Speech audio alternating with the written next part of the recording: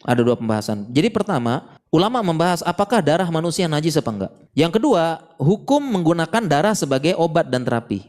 Jadi ada dua pembahasan. Pembahasan pertama di sini, apakah darah manusia najis apa enggak? Ulama ikhtilaf.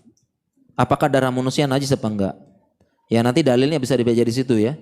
Dalilnya, kulla ajidu fima uhiya ilayya muharraman min ta'imin ayyakuna maitatan aw daman mafsuhan. Darah seperti itu. Bahkan Imam Nawawi itu ijma darah najis. Ini Imam Nawawi.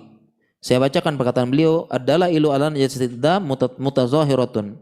Dalil yang menjelaskan najisnya darah jelas. Wala alamu fihi khilafan an ahadi minal muslimin. Saya tidak tahu khilaf antara kaum muslimin.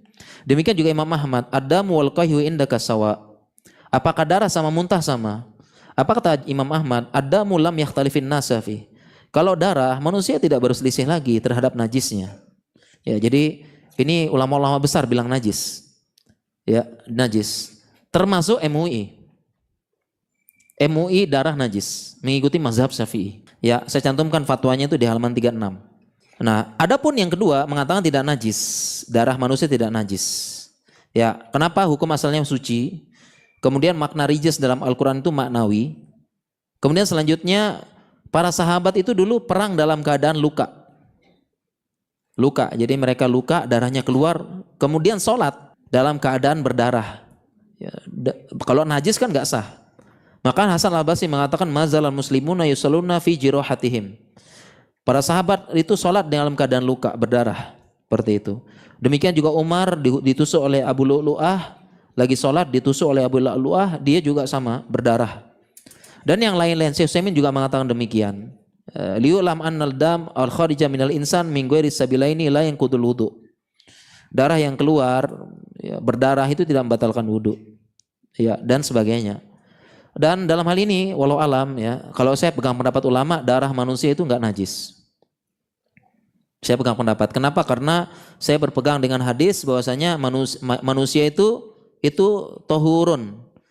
Insan tohurun hayyan wa maitan. Manusia itu suci, baik hidup maupun meninggal. Jadi mayat manusia aja suci. Mayatnya, jenazahnya manusia itu suci. Ya, jadi kalau sudah meninggal aja suci gitu loh. Ya, apalagi hidup ya, dan mayat dan jenazah mayat itu kan termasuk organ, darah dan sebagainya. Oke, ya tapi kita juga hormati ya ini pendapatan MUI ya, halaman 36 itu kok bisa lihat itu fatwa MUI tentang penggunaan plasma untuk bahan obat. Halaman 36 itu saya cantumkan. MUI pada dasarnya darah najis. Jadi MUI ikut mazhab Syafi'i, darah manusia najis. Haram digunakan untuk obat. Nah, tetapi boleh digunakan ya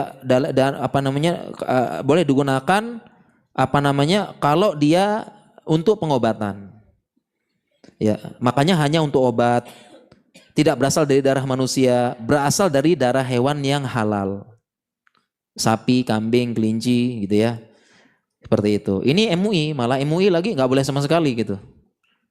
Ya, seperti itu. Tapi kalau saya berpegang pendapat darah manusia suci. Ya, terutama teman-teman yang bekerja di dunia medis itu tidak sampai najis. Wallahu taala alam. Ini ikhtilaf ulama. Nah, kemudian kita beralih dengan hukum berobat dengan darah. Nah, masalahnya sekarang beberapa ulama di sini saya tampilkan perkataan ulama, katanya ulama boleh dia berobat dengan darah darurat. Bahkan saya nukilkan perkataan Ibnul Abidin di sini yajuzu li ta'lili syurbu bauli waddam wal maitah litadawi. Boleh berobat dengan minum kencing, minum darah, mungkin susi mayat malah ini. Litadawi untuk berobat asalkan idza akhbarahu tabibun muslimun. Asalkan diberikan informasi oleh tabib muslimin yang terpercaya. Ini kalau darurat kata beliau. Ya, demikian juga yang lain-lain nih banyak nih ya fatwa-fatwanya bisa dibaca di situ. Ini semua fatwa ulama. Jadi boleh berobat untuk darah, boleh asalkan darurat.